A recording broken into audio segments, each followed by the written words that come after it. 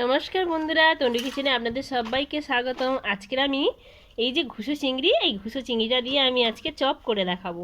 এটা আমি প্রথমে কাঁচা ছিল সেটাকে জল দিয়ে ধুয়ে নিয়ে এসে আর হালকা তেল দিয়ে কাঠখোলায় অল্প তেল দিয়ে ভেজে নিয়েছি।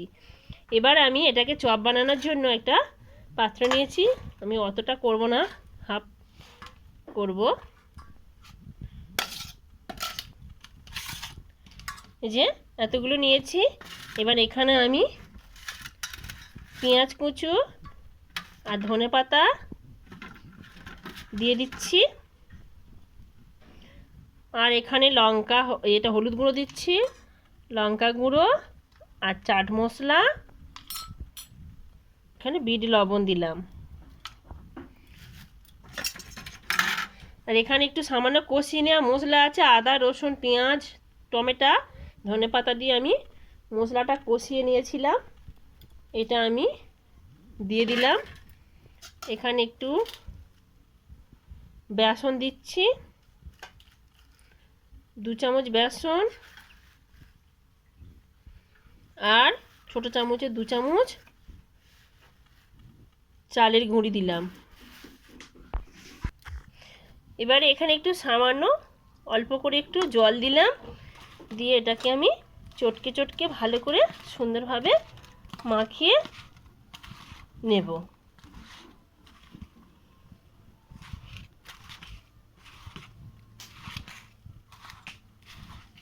এইভাবে চপ বানাবে, খুব সুন্দর লাগে। এই ছোট ছোট চিংড়ির দাম কম। ভাবছেন কি করব, এই রেসিপিটা করে খেলে খুব সুন্দর লাগে। ভালো করে আমার মাখিয়ে নেওয়া হয়ে গেছে। আমি এটাকে 5 মিনিট রেস্টে দিচ্ছি, মশলাগুলির মধ্যে ভালো করে সেট হোক। আমি 5 মিনিট পরে ফিরে আসছি। আমি এখানে একটা কড়াই বসিয়ে দিয়েছি, এই কড়াইতে আমি তেল দিয়ে দিচ্ছি। তেলটাকে একটু গরম করে নেব। কিভাবে আমি বানাই দেখতে থাকুন। তেল গরম হয়ে গেছে। এবারে এই যে চিংড়ি মাছের যে পেস্টগুলো মাখিয়ে রেখেছিলাম, এইগুলো আমি ছোট ছোট করে নিয়ে তেলের মধ্যে চপ আকারে এরকমভাবে ছেড়ে দিয়ে মচমচে করে ভেজে নেব।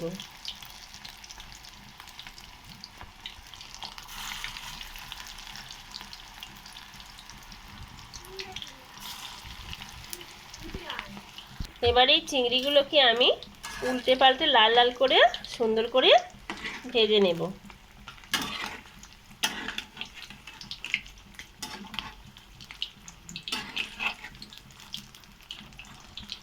অসাধারণ হয় বন্ধুরা, এই রেসিপিটা বাড়িতে ট্রাই করবেন নদীর এই কাঁচা ঘুষো চিংড়ি দিয়ে।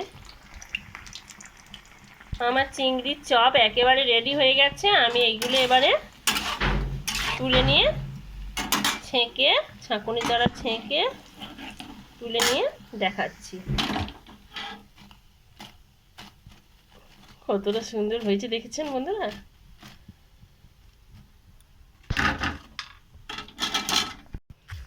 আমি এই একইভাবে সবকটি চিংড়ি আবারও ভেজে নিচ্ছি। দেখুন বন্ধুরা, আমার একেবারে চিংড়ির চপ রেডি, কম খরচে। কতটা সুন্দর হয়েছে। যদি আমার চ্যানেলে আপনারা প্রথম হয়ে আসেন, আমার চ্যানেলটি সাবস্ক্রাইব রাখার অনুরোধ রইল। আজ এই পর্যন্ত, আবার দেখা হবে অন্য কোনো ভিডিওতে। টাটা।